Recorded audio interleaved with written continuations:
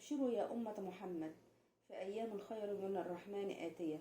أبشروا يا أمة محمد، أيام الخير تحمل البركة، ليالي الفضل فيها أعظم من أي عمل. أبشروا يا أمة محمد، أيام جميلة والجزاء فيها أعلى وأرفع درجة. أبشروا يا أمة التوحيد، أبشروا بخير شمس أشرقت عليكم في يوم عرفة. اللهم الحمد إنك بلغتنا خير أيامك، وهي العشر الأوائل من ذي الحجة. بسم الله الرحمن الرحيم، والصلاة والسلام على أشرف المرسلين سيدنا محمد وعلى آله وصحبه أجمعين، صلاة ينفرج بها الكرب وتنحل بها العقد. اللهم اغفر لي ولوالدي وللمؤمنين والمؤمنات يوم يقوم الحساب. اللهم آمين يا رب العالمين. حبايبي الغاليين، حطوا لي لايك واشتراك لو أول مرة تخش عندي، وشيروا الفيديو عشان الكل يستفاد بفضل العشر الأوائل من أيام ذي الحجة. فضلها كبير جدا جدا جدا، واللهم بلغنا هذه الأيام يا رب العالمين. أيام ربنا كلها خير، كلها جميلة جدا، بس ربنا اختص العشر الأوائل من ذي الحجة يعني إيه بأن فضلهم أعظم عند الله.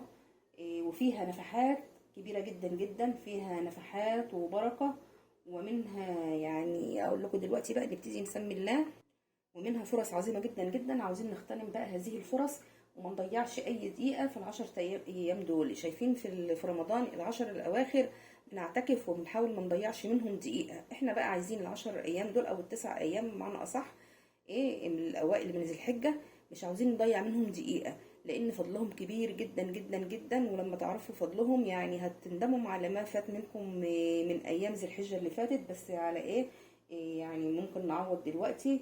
الأيام ديت فرصة عظيمة جدا جدا، فرصة للمغفرة، فرصة لتجديد الإيمان، فرصة لمن فاته أن يعتق رقبة في رمضان، إن هو يعتق يعني ثوابهم برضو إن هو في عتق رقبة إن شاء الله.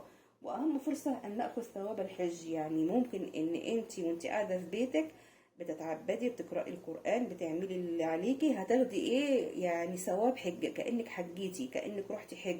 شوفي يا فضل ربنا علينا، عشان خاطر برضو يعني اللي ما يقدرش يروح الحج ان كان مثلا يعني في تقصير في المال او في الصحة، لا هتحجي وانت قاعدة في بيتك. فعلا انها اعظم ايام تمر على الانسان. طب هنعمل ايه بقى دلوقتي في العشر ايام دول؟ هنضيعهم هناخد ثواب فيهم؟ طب ايه الاعمال اللي هنعملها ان هي تغفر لنا ذنوبنا وتقربنا الى الله وتخلينا فعلا ناخد ثواب الحج؟ اول حاجة نختم القرآن. هنختم القرآن ازاي؟ ممكن تقولي لا ده يبقى شك عليا، والله على قد ما تقدري، بس يعني لو تقدري تختمي القرآن يكون افضل. لو كل يوم ناخد 3 اجزاء ويبقى كده على ما ال10 ايام يخلصن او 9 ايام نكون خلصنا باذن الرحمن ختمة القرآن. وبعد ما تخلصي ختمة القرآن هتصلي ركعتين لله وتسلمي وتدعي، فالدعاء مستجاب مستجاب مستجاب. تدعي بالزواج، بالذرية الصالحة، بالرزق الوفير، بأي حاجة انت عايزاها، بس يكون دعاء في الخير، ربنا ان شاء الله يرزقك الإجابة. يبقى دي أول حاجة، ختم القرآن. تاني حاجة بقى وان ربنا بيحبها جدا جدا، ان انت تدخلي الفرحة على أي مسلم. هتدخلي الفرحة على أي مسلم، أخ، أخت، أم، أب، زوج، أولاد، جيران. يعني طب هندخل عليهم الفرحة ازاي؟ بأي حاجة، لو بزيارة، لو بوردة، لو بكلمة حلوة، لو بمكالمة تليفون، لو هو مثلا في زنقة هتفكي زنقته، لو هو في حاجة عاوز يعملها ومش قادر هتروحي مثلا تساعديه في عمايلها. حتى لو الحاجة دي ما انقضتش هتاخدي الثواب، هتاخديه على أتم وجه.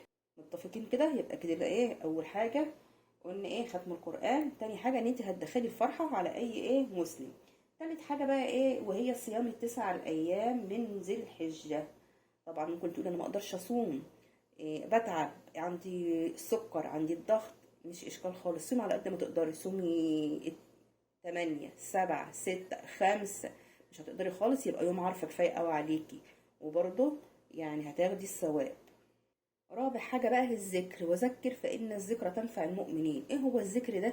اللي هو التسبيح، سبحان الله والحمد لله ولا إله إلا الله والله أكبر ولا حول ولا قوة إلا بالله العلي العظيم. سبحان الله وبحمده، سبحان الله العظيم، لا إله إلا أنت سبحانك إني كنت من الظالمين. انتوا عارفين التسبيح دي لا تعد ولا تحصى، يعني كتير جدا جدا جدا. خليها على لسانك طول اليوم. انت ممكن تقولي يا هو الوقت هيكفي كل ده؟ يكفي. الذكر ده ممكن تقوليه وانت واقفه في المطبخ بتطبخي، ممكن تقوله وانت نازل رايح شغلك، ممكن تقوله وانت سايق عربيتك، ممكن تقوله وانت ماشي على رجليك. يعني ما نضيعش اي دقيقة من الايام الجميلة ديت. يا عالم هنقدر الايام دي هتيجي علينا تاني ولا لا. خامس حاجة بقى وهي ايه؟ صلاة قيام الليل. قيام الليل ولو ركعتين. طبعا يعني شوفي، ممكن تضربي بقى عصفورين بحجر. هتعملي قيام الليل وممكن تقري في بعد الفاتحة من الأجزاء اللي انت بتختمي بيها. يعني مثلا مثلا عند يعني سورة البقرة ممكن ايه تصلي قيام الليل منها. وتيجي بقى تاني يوم يعني مثلا هتختمي تبتدي من وقت ما انت خلصتي في صلاة قيام الليل. يا رب تكونوا فاهميني. يعني كده هيخف عليكي جدا جدا. والايام دي عظيمة جدا عند الله، والدعاء فيها مستجاب، وتاخدي ثواب حجة تامة تامة تامة. يا ريت تعملوا البرنامج دوت بسيط جدا جدا، وعلى قد ما تقدري. مش لازم تختمي القرآن كله، اقري جزء اقري اتنين. مش لازم برضو تصلي قيام الليل كتير، ركعتين شفع ووتر. مش لازم يعني تسابيح طول اليوم. يعني على قد ما تقدري، وان شاء الله لك الاجر والثواب عند الله. ويا رب تكونوا استفدتم وافدتكم. والحلقه بسيطه خفيفه بس ثوابها كبير. الايام جايه اهيت، مش عاوزين نضيعها مننا ونرجع نندم عليها. والله اللي يعرف ثوابها ويعرف قيمتها يعني بيندم ان هي فاتته الايام ديت. كل سنه وانتم طيبين. اسيبكم بقى في حفظ الله وامانه، مع الف سلامه.